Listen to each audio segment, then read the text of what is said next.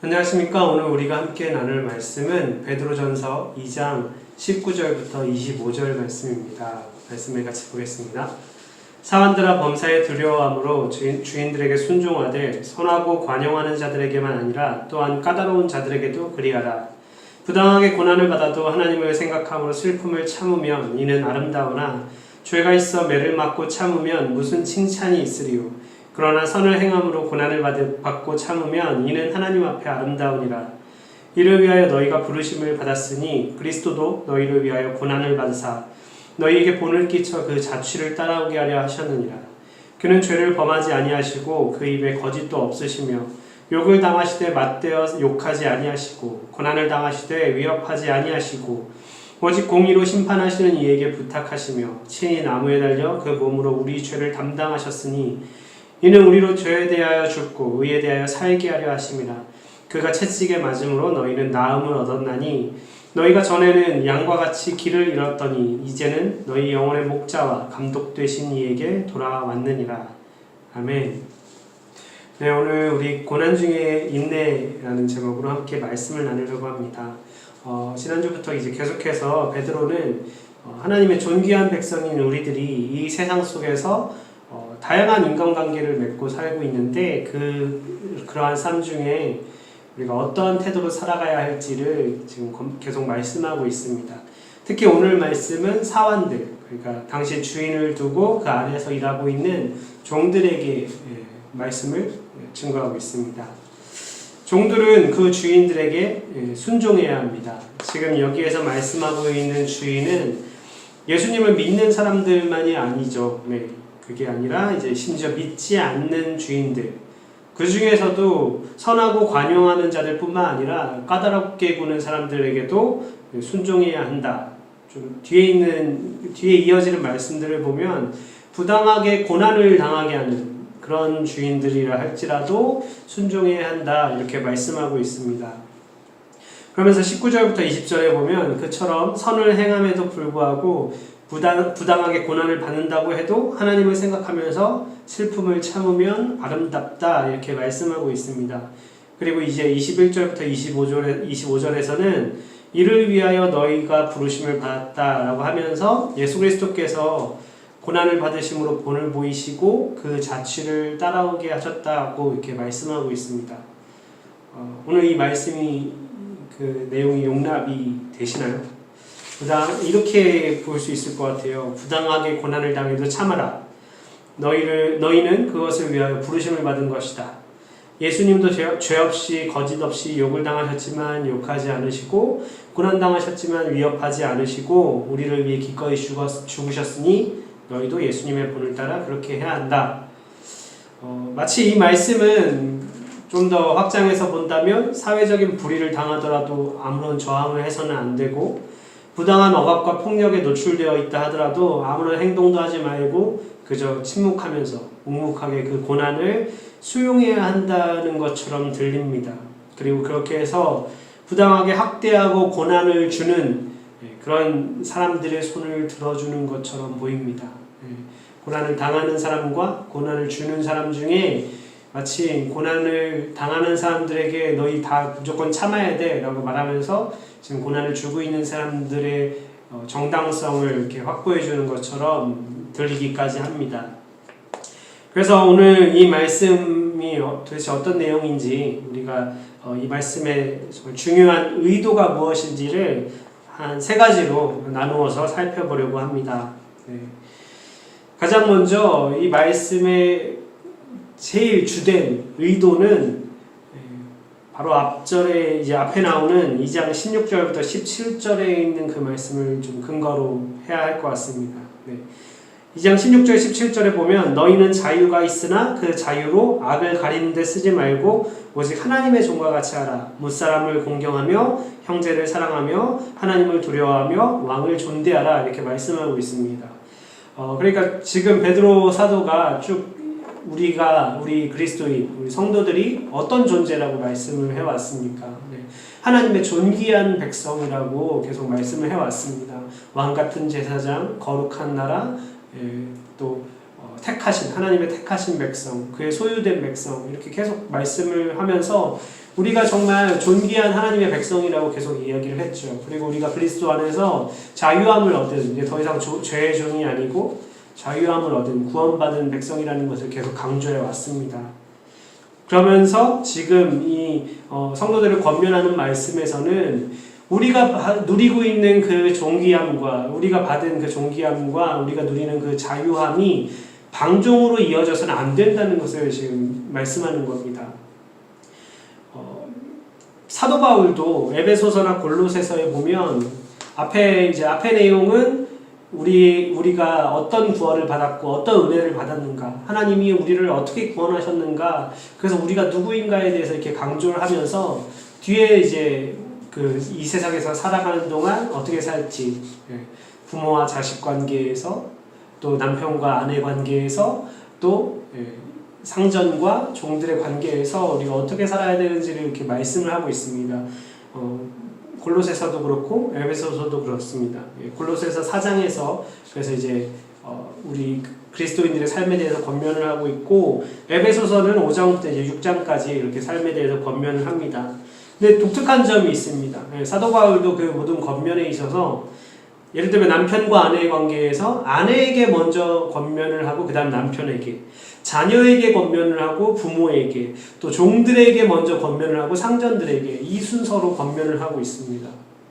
좀 어떤 의미인지 아시겠습니까? 당시 사회적 통념으로 볼 때 더 약한 사람들, 좀 더 사회적으로 더 약자들에게 먼저 권면을 하고 그 다음에 힘을 가진 사람들에게 권면을 하고 있다는 겁니다. 이상하죠? 왜 그럴까요? 보통 우리가 생각할 때 하나님의 정의에 따르면 힘을 가진 사람들에게 막 경고를 하고 이러셔야 할 것 같은데, 남편보다는 아내에게, 부모보다는 자녀에게, 상전들보다는 종들에게 먼저 어떻게 살아야 할지 권면하고 있다는 것. 왜 그렇습니까? 우리가 그 복음을 듣고 우리가 자유함을 얻었다는 것을 깨닫게 되는 순간 혹시 이제 그 모든 권위를 다 거부하고 방종으로 이어질까 염려했기 때문입니다. 오늘 말씀도 마찬가지입니다. 상전들보다, 주인보다 종들에게 권면하고 있는 이유는 아무리 우리가 그리스도 안에서 자유함을 얻고 존귀한 백성이라 할지라도 모든 것을 다 뒤엎고 그냥 내가 자유함을 핑계로 해서 무엇이든 할 수 있다는 것이 아니라는 겁니다. 우리는 이 세상을 살아가는 동안에 이 세상에서 책임 있는 삶을 살아야 합니다. 내가 있는 그 위치에서 해야 할 일을 마땅히 해야 한다는 것입니다. 그래서 이어지는 20절 말씀에 보면 죄가 있어 매를 맞고 참으면 무슨 칭찬이 있으리요. 그러니까 여전히 주인의 권한 아래에 있는 그 종들이 자기의 구원받은 것을 핑계로 해서 주인의 명령을 따르지 않고 또 상관의 명령을 따르지 않고 그저 방종하고 그렇게 한다면 죄가 있는 것이고 당연히 여전히 주인에게 처벌할 권한이 있는 거죠. 자신의 책임을 다하지 않아서 자기가 해야 할 일을 마땅히 해야 할 일을 이행하지 않아서 처벌을 받는데 그것을 억울해하면서 마치 그것이 주님을 위한 고난인 것처럼 여긴다면 그것은 그리스도인의 모습, 올바른 모습이 아니라는 겁니다. 우리가 구원받았고 우리의 신분과 우리의 정체성이 정말 존귀한 하나님의 백성이라면 그만큼 이 땅에서 우리가 마땅히 해야 할 일들을 행하고 책임감 있는 삶을 살아야 한다는 것입니다. 그리고 예수님도 부당한 고난을 당하셨지만 예수님이 고난을 당하신 이유는 예수님이 성육신 하셔서 이루어야 할 사명이 있었기 때문입니다. 예수님의 고난은 우리를 구원하기 위한 그 사명의 일부분이었다는 것을 우리는 기억해야 합니다. 예수님은 우리를 고통 속에 몰아넣기 위해 고난당하신 것이 아닙니다. 나도 고난당했으니까 너희도 고난당해, 이게 아니라는 거죠. 그가 채찍에 맞음으로 너희는 나음을 얻었나니, 베드로 사도가 인용하고 있는 이 이사야 53장의 말씀처럼 우리의 회복을 위해 그 고난을 당하셨습니다. 우리가 그리스도 안에서 말씀에 순종함으로 고난을 당할 때 그리스도께서 우리를 위해 당하신 그 고난을 기억해야 합니다. 예수님이 나를 위해 고난 당하셨으니까 예수님처럼 나도 고통을 당하고 마땅히 고통을 즐겨야 돼 뭐 이런 것이 아닙니다. 우리가 그 고난 가운데 홀로 버려져 있지 않다는 것을 기억하셔야 합니다. 예수님이 그 고난을 당하신 이유는 우리가 그 고난 중에 혼자 있다고 여기지 않게 하기 위해 우리와 동일한 그 고난을 당하신 주님이 계시다는 것, 우리의 그 고난을 아시는 주님이 계시다는 것, 그 고난 중에서 우리를 건지시는 주님이 우리의 대제사장이 되신다는 것을 기억하기 위해 우리 인간의 몸을 입고 이 땅에 오셔서 우리의 고난을 체휼하시고 우리를 긍휼히 여기시고 우리를 그 고난 중에서 건지실 수 있다는 것을 기억해야 합니다.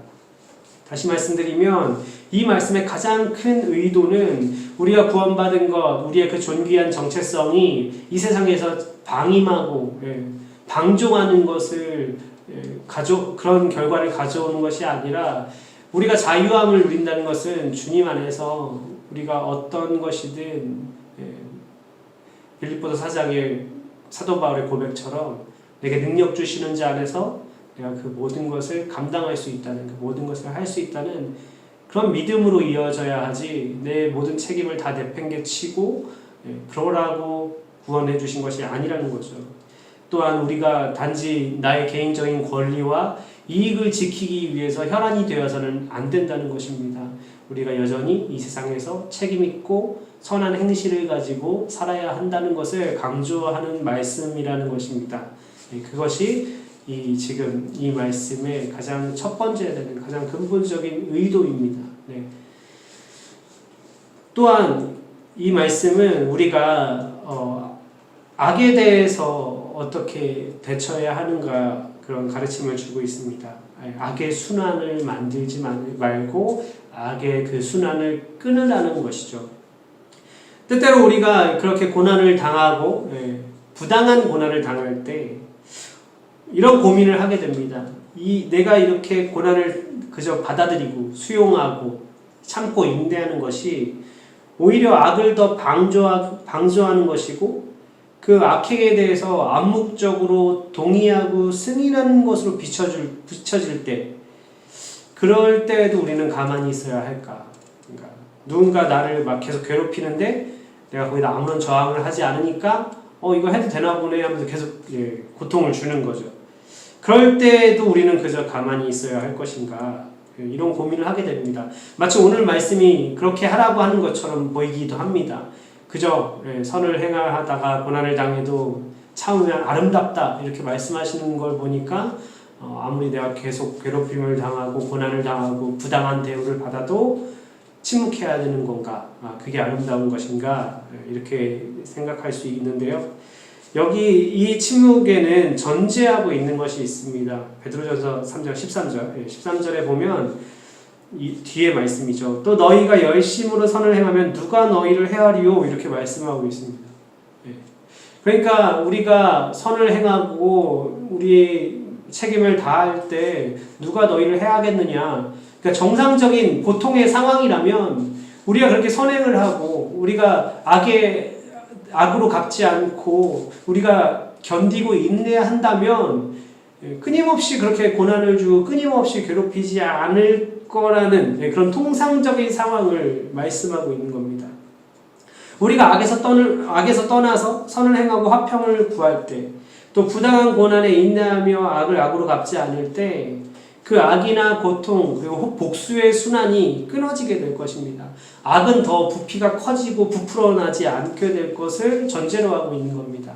나를 때렸어? 나도 때리겠어. 그래서 계속 악순환이 이어지지 않게 하는 것이 이 말씀이 전제하고 있는 것입니다.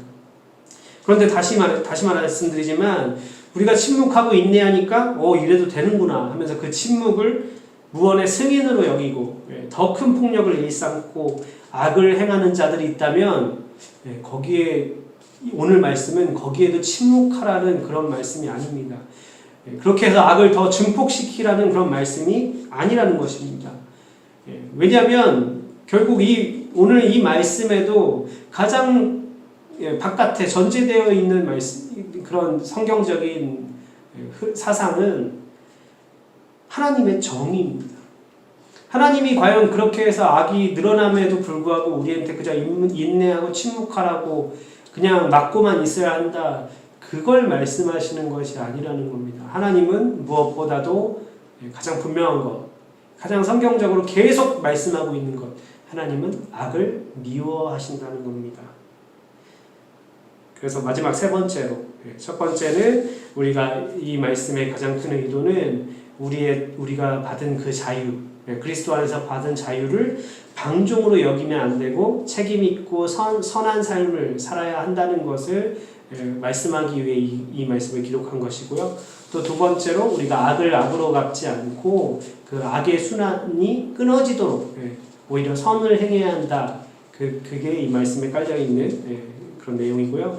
마지막으로 세 번째는 선을 행하는 자, 악에 대해서도 여전히 선을 행하라 말씀하시고 있는데, 그렇다면 그렇게 선을 행하는 자에게 악으로 갚는 자들을 하나님이 어떻게 보시겠습니까?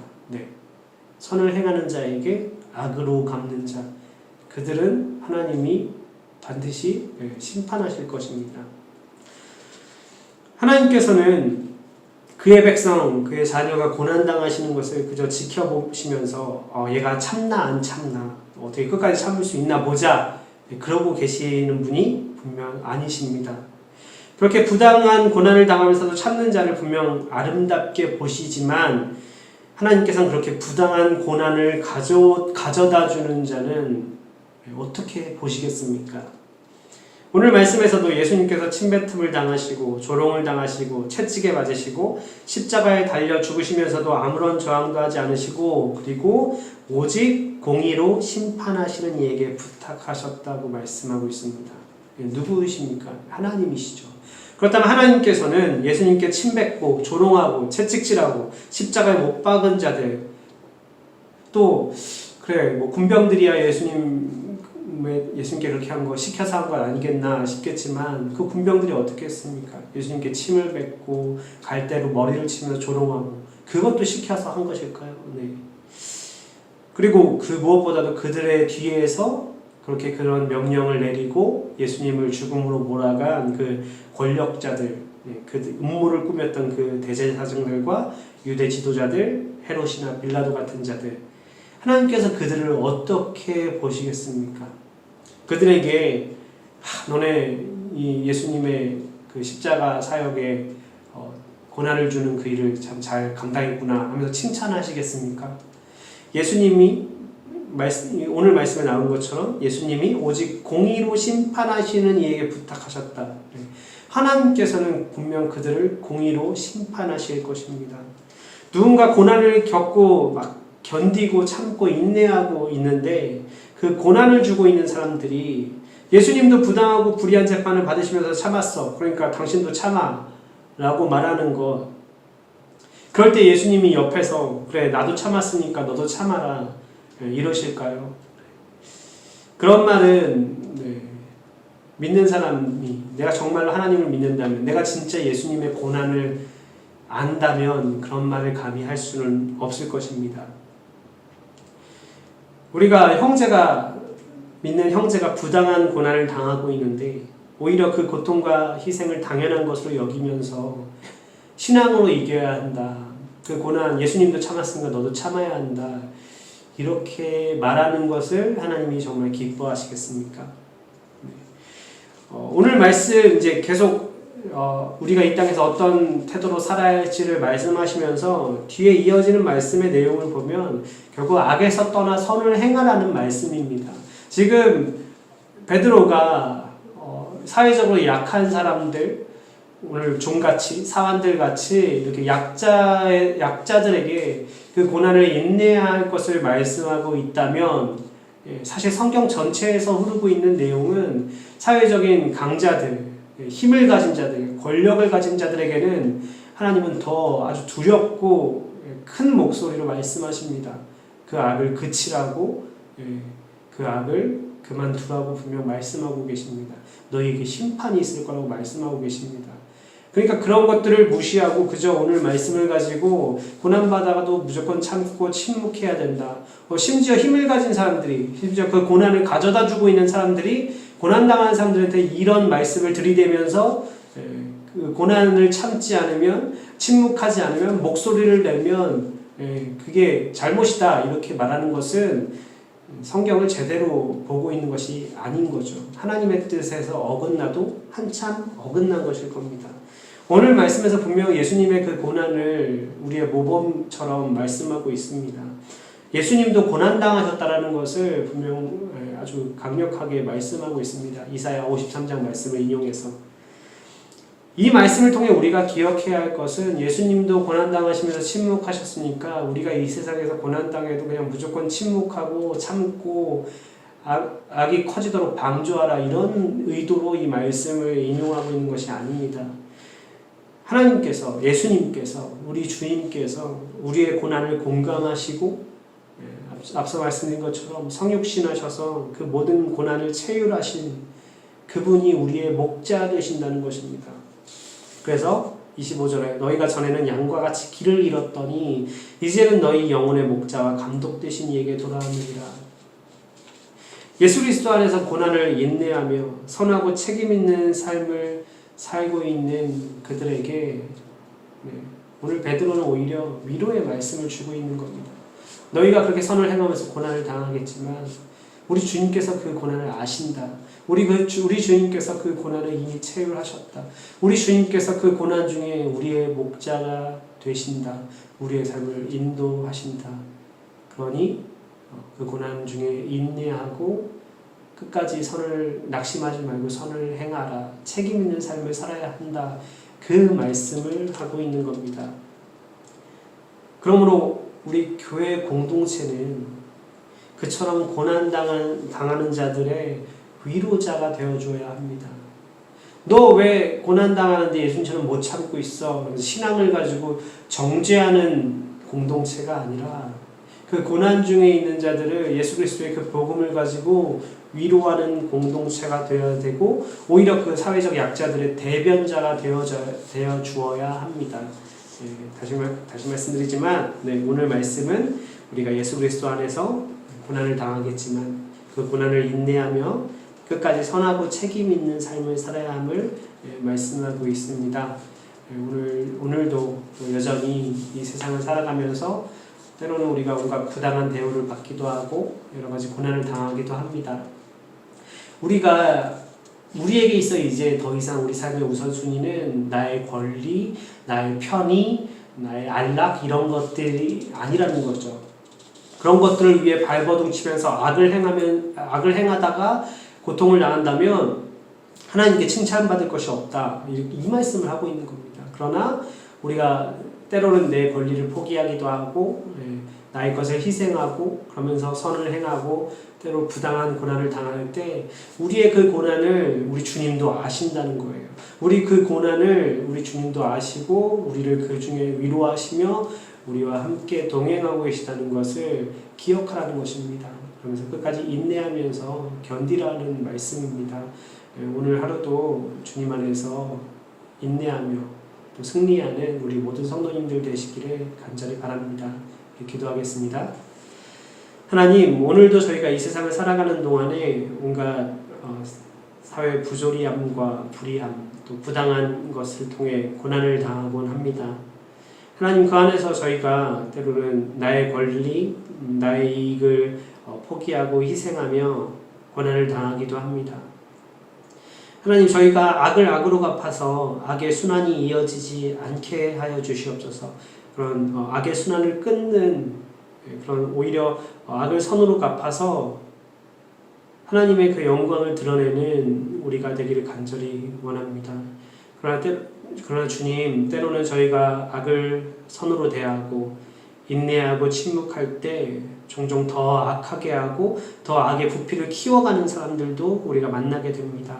하나님, 그럴 때 주님의 정의에 기대며 온전히 의롭고 선한 말들을 할 수 있는 저희들이 되게 하여 주시옵소서. 악에 맞서 싸우게 하여 주시고 또 그 악으로 인해 고통당하는 자들의 대변자가 되게 하여 주시며 그 악으로 인해 고통당하는 자들을 위로하고 돌보는 그런 교회가 되게 하여 주시옵소서.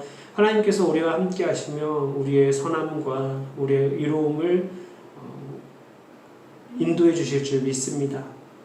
저희가 그 길에서 이탈하지 않게 해주시고 목자 되신 주님이 가시는 그 길을 끝까지 그 음성에 귀를 기울이며 따라갈 수 있게 하여 주시옵소서. 감사드리며 예수님의 이름으로 기도합니다. 아멘.